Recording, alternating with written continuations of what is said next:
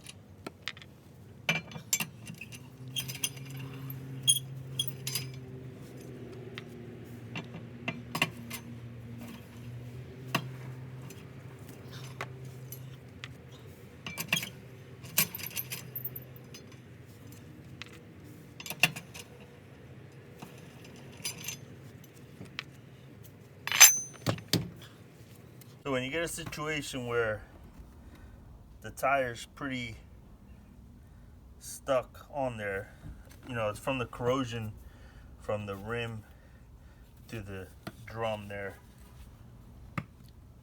So what I like to do is I'll grab a mallet or something and just give it a couple taps from the back end. There you go.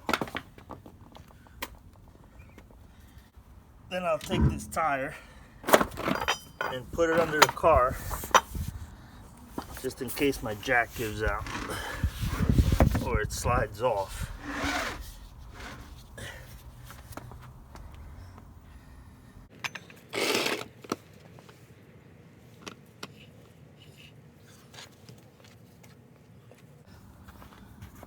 So I'll just put a tub underneath. Got my metric wrenches. And I'll just spray this down because you don't want to breathe in any of that brake dust or anything.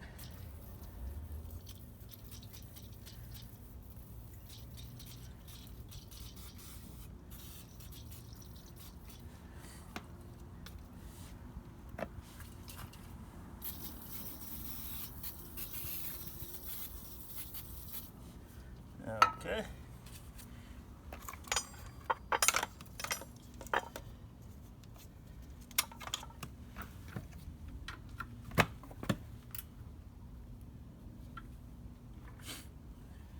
And these are 12 millimeter. These bolts back here that hold the caliper on.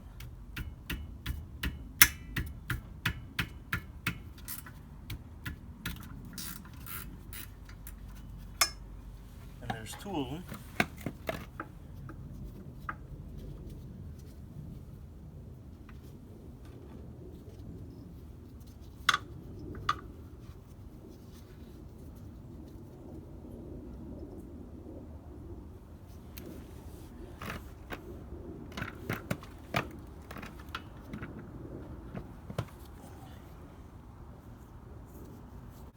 So there's 2 sets of bolts. The ones that we remove to remove the caliper so that we could remove the brake pads, those are a 14 millimeter. And then you have the bolts that hold the bracket that needs to be removed in order to remove these discs. So I'll go ahead and remove the 14 millimeter bolts first. That way I could take the brake pads off and have a clear view of the other bolts.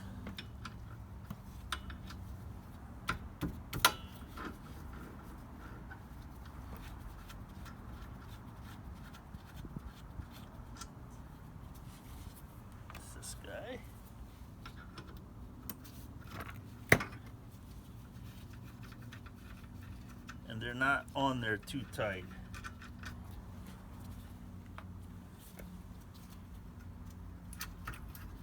But then this is the little piston that holds the brake pads in there. So I'll put that aside for now. And then that'll give me a better view of the bolt for this bracket here that I need to remove in order to remove the rotors.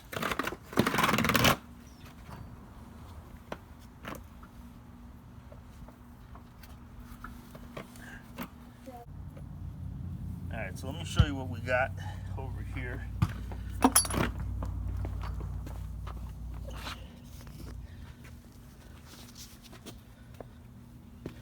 So we have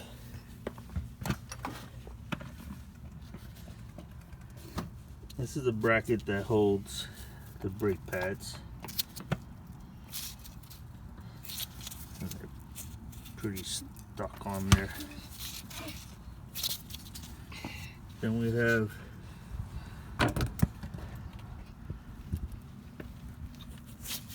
this hole here, which is where I removed this guy from. So we have this guy here. Now this is the 12mm bolt. But then the other guy is in here. So we got to remove this guy first in order to have access to that bolt that holds this bracket. And we need to remove this bracket in order to remove this rotor. Alright, so that's what we got going on. So let me go ahead and do that. Remove this bolt here so that I could get to the other bolt and be right back. Alright guys, so there's more to it. So I removed this nut, and as I'm trying to back out the bolt, it's hitting the shock. Okay, so it looks like I'm gonna have to loosen up this shock just to remove this bolt, just so that I could get this arm out of the way so that I could reach the nut that's in there. So this is a little bit more involved. So let me go ahead and do that, and I will be right back with you guys. Alright guys, so here's a better view of what we got going on.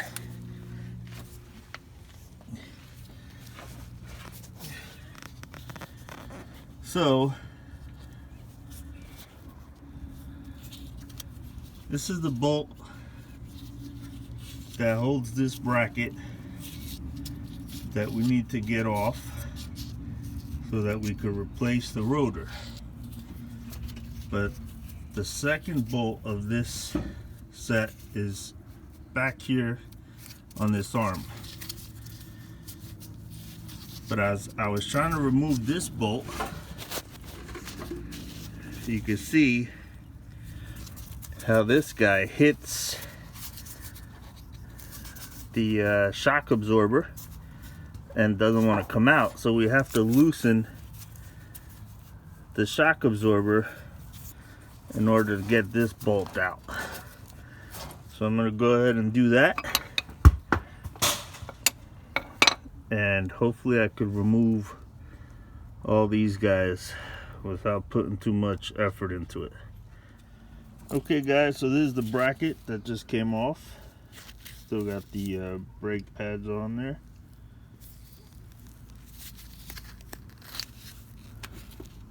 So that's what it looks like. But now when you look here, this is what I was talking about.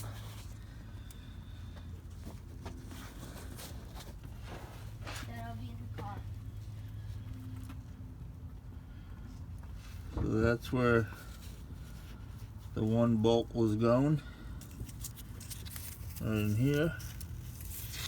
But just to get to that bolt, you gotta move this arm here, and to get the bolt out of that arm out, you had to undo the shock absorber here. So what a pain in the butt. But either way, that's how it is. And now we could remove this old rotor and then install this new rotor along with the Hart brake pads. Low dust, low noise, asbestos free, and OE spec.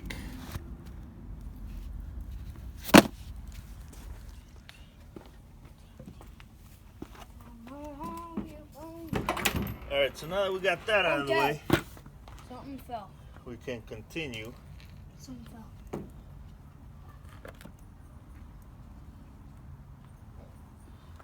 Oh.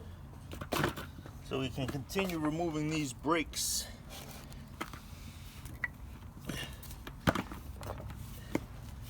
Now I got here my impact driver.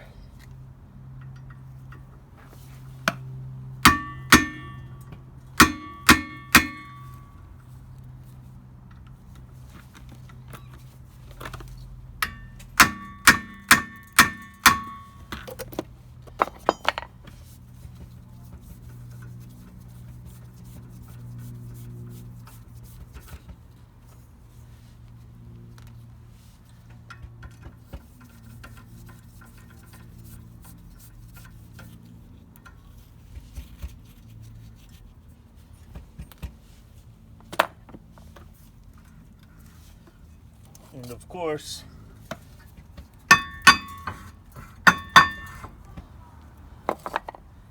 couple taps.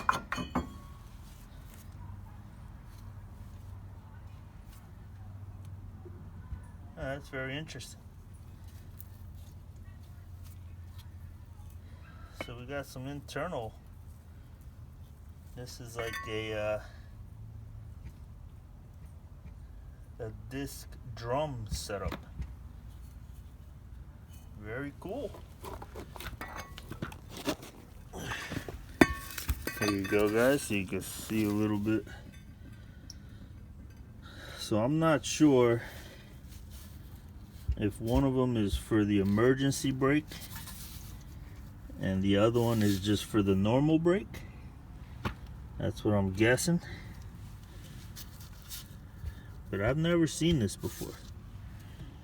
But I do see all that brake dust in there. And that is the stuff that you do not want to inhale. So I'll go ahead and clean that up. And then I'll go and put the new rotors on there. And I will keep you guys posted.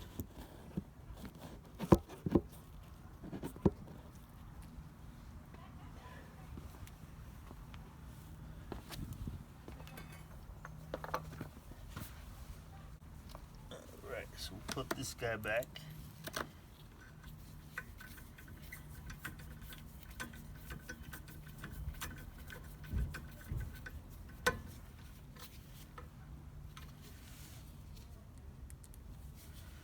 Now when you put these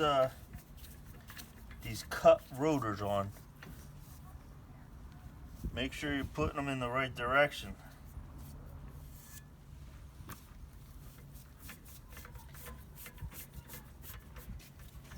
Dad, can you pick your password here?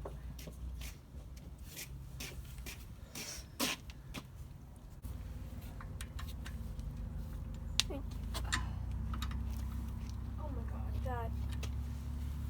It didn't work.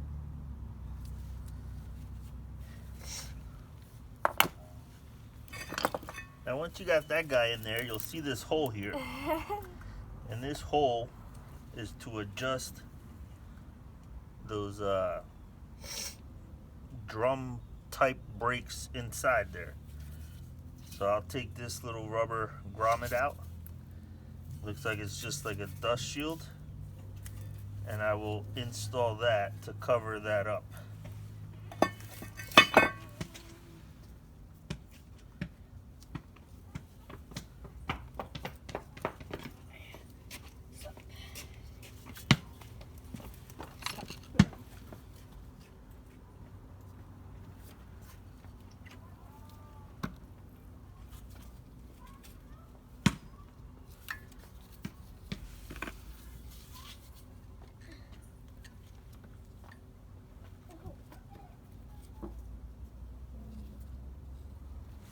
Just like that. Alright. So now we gotta put this bracket back on, along with the new brake pads.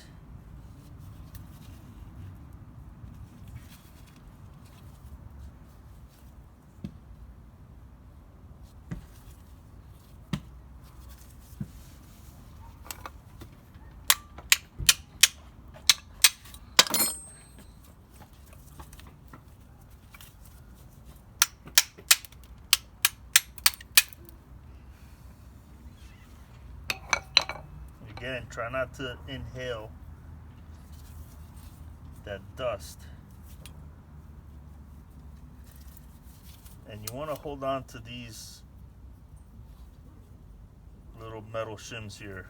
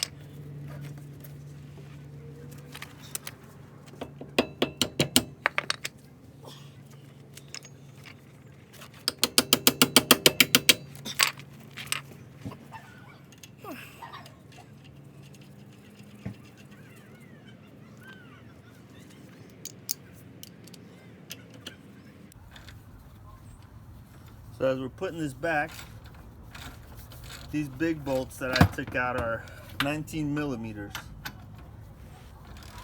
It's a little bit of a pain in the butt, but what are you gonna do?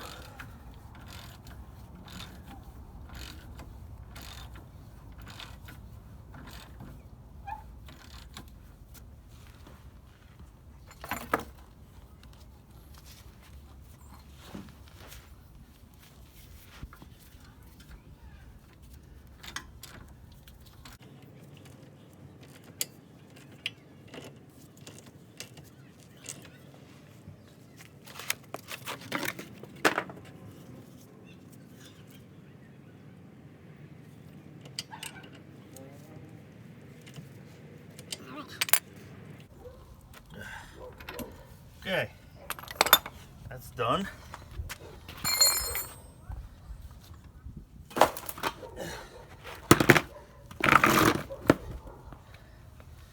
Now we want to put our new brakes on.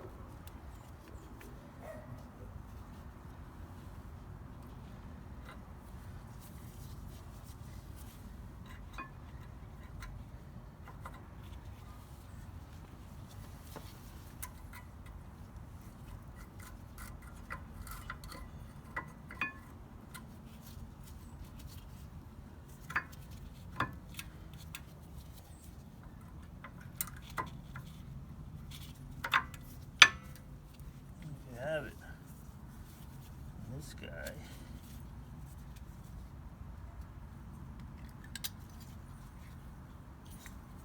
goes on the back side. Good.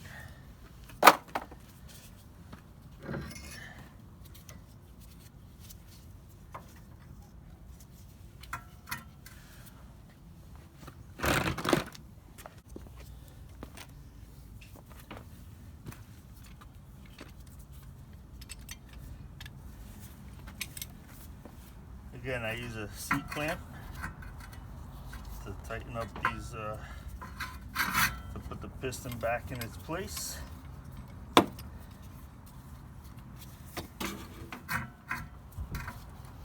I'm sure there's tools out there to do this, but this is my method.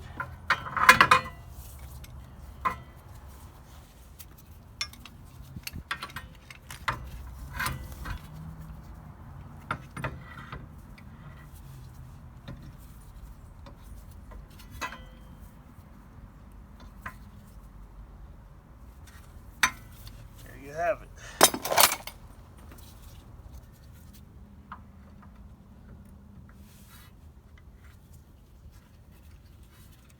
Right back in there. 14 millimeter bolts.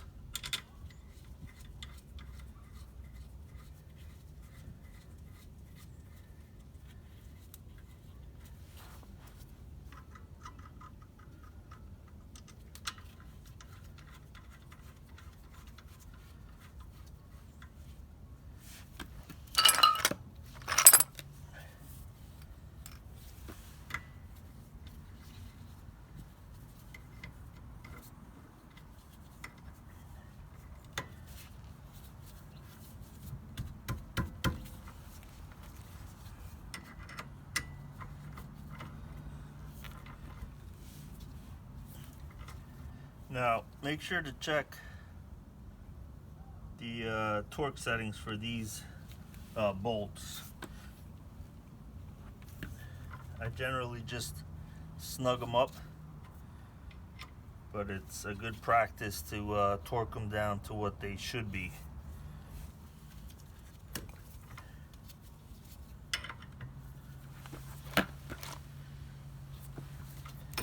And there you have it, folks. Cross-drilled rotors with the new brake pads. Thanks for watching.